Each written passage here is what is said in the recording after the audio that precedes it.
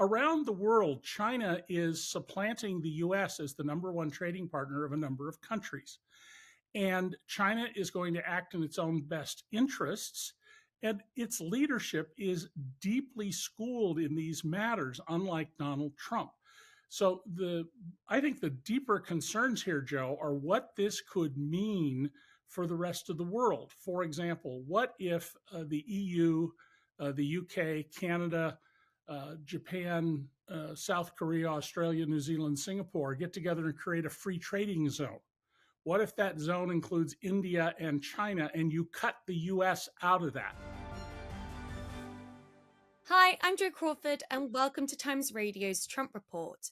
Today, I'm joined by David Cay Johnston, Pulitzer Prize-winning journalist, professor at Rochester Institute of Technology, and author of an array of books on Donald Trump. Thank you for joining me on the Trump Report today. Glad to be with you, Joe. I mean, David, billions of dollars have been wiped off the stock market since Liberation Day. There's warnings of a global recession, but Trump is still continuing on with his tariffs, and he says he knows what he's doing. Does he know what he's doing? No, he doesn't have a clue. And it's trillions of dollars or trillions of pounds that have been wiped out. Donald has this bizarre belief that he's held for many, many years that tariffs are paid by the country whose goods are being tariffed. In fact, the purpose of tariffs is to raise domestic prices on domestically made goods to almost the level of the tariffed good, which allows domestic manufacturers to build up financial muscle. But it comes by extracting money from the purchasing class and transferring it to the ownership class. I mean, we've been hearing from Trump effectively mocking world leaders, saying that, in his words, they're kissing his ass and they're dying to make a deal with him on tariffs. I mean, it sounds as though he thinks that he's got the upper hand here. Well, this is what Donald wants. Donald, whom I've covered for 37 years, and I wrote about him becoming president in 1988. Donald believes he is a special, unique person in the world, and everybody else is an idiot. And he wants people to bend the knee to Donald. He thrills at the idea that Keir Starmer might say, "Oh, please, Mr. Trump," even if what Starmer says is something not at all like that.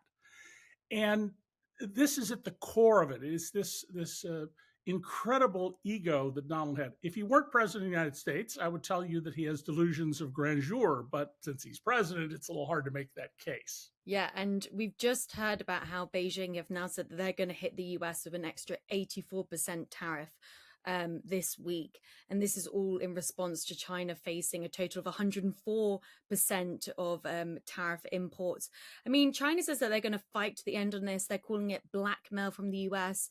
But then on the other hand, the White House is saying that China will try and strike a deal with Washington. What do you think is going to happen here? Who's going to blink first? Well, this is going to be the deeply schooled communists in Beijing versus the idiot in Washington. And I think you can predict how that's going to turn out. Around the world, China is supplanting the US as the number one trading partner of a number of countries. And China is going to act in its own best interests. And its leadership is deeply schooled in these matters, unlike Donald Trump. So I think the deeper concerns here, Joe, are what this could mean for the rest of the world. For example, what if the EU, the UK, Canada, Japan, South Korea, Australia, New Zealand, Singapore get together and create a free trading zone? What if that zone includes India and China and you cut the US out of that? The geopolitical and economic consequences of that for the US would be absolutely awful. That's not being discussed in America at all. It's the subject of my column today at dcreport.org. What all these other consequences are, and they're all bad, and many of them will be long lasting, even if Trump manages to make a bunch of deals with people very quickly. There's permanent damage being done here. I'm going to turn away from the economics here, and I'm going to look at Trump's polling at the moment. So the Times, we've been tracking Trump's approval ratings since he came into the White House from his inauguration, and it appears that his favorability has soured since he came into office. And then if we look at YouGov, for example, it says that around 40% of Americans that were surveyed, they said that they strongly disapproved of Trump's global 10% tariffs. I mean, we're approaching Trump's first 100 days in office. Do you think that the president is concerned about how the public is perceiving him right now? Trump is only going to be concerned over losing control of the House and the Senate. That's his big worry. He doesn't care what anybody thinks about these things. All the Americans who showed up in more than 1,000 demonstrations over the weekend doesn't matter to the White House whatsoever because of how Donald thinks about these things. And I think that the depth of the damage he's doing to the United States has yet to sink in. For example, it's poor people in red states, Republican states, who most depend on Medicaid, the US government's program of health care for the poor. Those programs are being cut. And I think you're not going to see a change until a significant number of people, not a single case here and there, find out that, oh, my child can't get their health care. My child will die if they don't get the health care. Grandma died because insulin, which Biden got down to a maximum of $35 a month, is going back to $1,000 a month, and you don't have $1,000 a month. We're going to have to see some horrible damage before his numbers start to tank. When we look at the Bloomberg Billionaire Index, it's believed that it's the tech industry giants who are the ones that are being impacted the most by these tariffs. So those like Musk, Bezos, Zuckerberg, they're seen as being some of Trump's closest political and business allies. They appear to be worse affected by these tariffs. I mean, when I go back to Trump's inauguration, when we saw those images of the tech billionaires standing there supporting Trump, do you think that they were expecting this to happen? No, I think they all believe this was campaign rhetoric. And they're discovering, like the last leaders of the Weimar Republic in Germany, who thought they could control Hitler, that you can't control Donald. There's no lever on him that will work. And I'm sure they're very deeply troubled about what's happening. Donald also has this bizarre belief that you can change things on a dime. And that's because the people who surround him, his commerce secretary, his treasury secretary, they are financial people who engage in transactions that may last literally a millisecond and involve millions of dollars. Manufacturing is a process that requires years of work. So if you want to change the supply chain, even to move it from China to, say, Laos or India, that's not going to happen overnight. And Donald sort of doesn't understand those things. Even though he has a degree in economics, he clearly didn't earn it. It was given to him by one of the Ivy League schools, Penn. How long do you think that these billionaires are going to take the hit from Trump's tariffs? And will this eventually backfire on Trump? Do you think that he's concerned about that? Well, I think it will eventually backfire on him. But if you are the CEO of a large publicly traded company, you have a duty of loyalty, a fiduciary duty to your shareholders. And if you think you're going to tackle Trump, he has lots of tools to go after you. We've already seen that various enterprises have been banned from the White House. There are people who are asserting that they're being hit with inappropriate audits or regulatory actions. So you have to tread pretty lightly here because he has the powers of the presidency. But are you going to be fuming about this? Are you going to be saying, we got to do something here and work in the background on it? Oh, absolutely. You're going to have a team of people, including your Washington lobbying crowd, working on how do we, will no one rid us of this meddlesome priest sort of thinking. Do you think that's going on with Musk at the moment? I mean, we heard him, for example, he said that Trump's trade advisor was a moron. That was his words. Yeah, he called Peter Navarro dumber than a sack of bricks and then later said, I need to apologize to bricks. Peter Navarro is an economics professor at the University of California, Irvine. I don't know how he ever got a job as a professor. He holds absolutely wild ideas. And it turns out that he cited for years an economist to justify his opinions, who turns out to be a non-existent person whose name is an anagram of Peter Navarro's name. The split between Musk and Navarro is very indicative of the internal tensions of the Trump coalition. And Musk's business is in real trouble. Not only are sales collapsing in the United Kingdom, America, and elsewhere in the world, but his cars are outdated.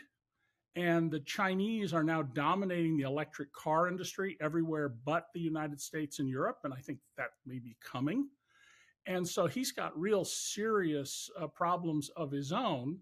But he's very much like Donald. He's of the do what I say, not what I do school, and he has this belief that he's special. Do you think that we're nearing the end of this Trump Musk friendship? Well, it'll come to an end. That is without question. When Trump announced his first cabinet secretaries, the American comedy show Saturday Night Live threw up pictures of three of them and said Donald Trump announced the names of the people he'll fire in about 6 months. And so sooner or later, this will come apart because to Donald, loyalty is the absolute coin of the realm, and it is a one-way loyalty. So anybody who bucks Trump will at some point find themselves out. I don't know how long Musk will be there because there's something we don't know. Donald Trump has not filed his legally mandated financial disclosure. And why is he allowing Musk to do all sorts of things that seem out of character for Trump? My guess is that he is beholden to him in some way, maybe not directly, but Trump owes $600 million in two civil cases, one defamation, one fraud. They're under appeal. But when the bill comes due, are the real guarantors the people who appear in the public record, or is there what's called a back-to-back arrangement and Elon Musk is the real guarantor? If that's the case, it would explain why Musk has had so much freedom and why Trump defers to him. And I got to tell you, the 37 years I've known Donald, I've never seen him defer to anybody the way he does to Musk. So there's something there we're not seeing, most likely money. A lot of the time we hear of Trump as being a words person rather than an actions person. Do you think we're seeing a shift in character there? Well, Donald is feeling this time around that he can execute and use his powers in ways in the first administration he wasn't sure about it, and he was talked out of it because he surrounded himself with people who were institutionalists. Now he's surrounded by sycophants, and they're pushing and encouraging him. Now, I'm sure he's getting some political feedback, particularly from Susie Willey, his chief of staff, about making sure you don't unnecessarily make enemies within the political establishment. But overall, Trump is, feeling I can do these things. And one of the lessons we're learning in America is that many provisions in the Constitution don't have an enforcement clause because the assumption was that no one would behave badly who got to be president of the United States. And of course, we're discovering that's not valid at all. So, for example, last weekend, Trump, after firing all these folks through Doge, went to a golf tournament at his Doral golf course in Miami.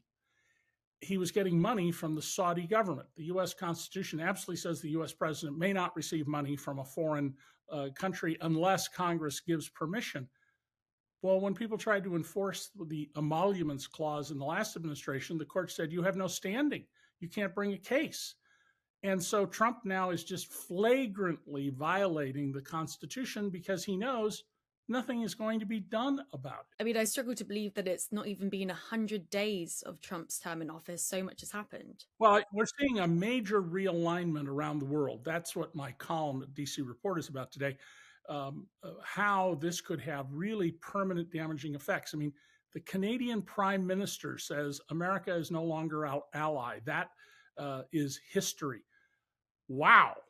That's the second closest partner the U.S. has. It's basically Australia, Canada, the United Kingdom in terms of who's most supportive of U.S. policy. And for the Canadian Prime Minister to say that with, I think, overwhelming approval by the Canadian people should be telling us that we're seeing a major realignment in the world, which may end up being Moscow, Beijing, and Washington together as authoritarian states against the rest of the world. See, this is the thing that I'm confused about, though, when I hear that, because we're seeing at the moment, with Trump going with these tariffs on China, how do you see that being enacted when we have this sort of trade war going on between China and the US? Well, Donald is always a bag of contradictions because in his own mind, if he does it, it's special. And Donald will say something and 30 seconds later say the opposite and then insist that, no, he never said the other. It's just the way that he works. And a good example of his inconsistencies is he's all big on tariffs. 10 years ago, he went to extraordinary lengths to buy Chinese steel and aluminum for a hotel project and hide it through shell companies, a complete contradiction of his rhetoric about buy America. And he was saying this back then, this was not new back then, that we shouldn't be allowing the Chinese to dump metals in the US at below market prices. And yet he was out there doing it.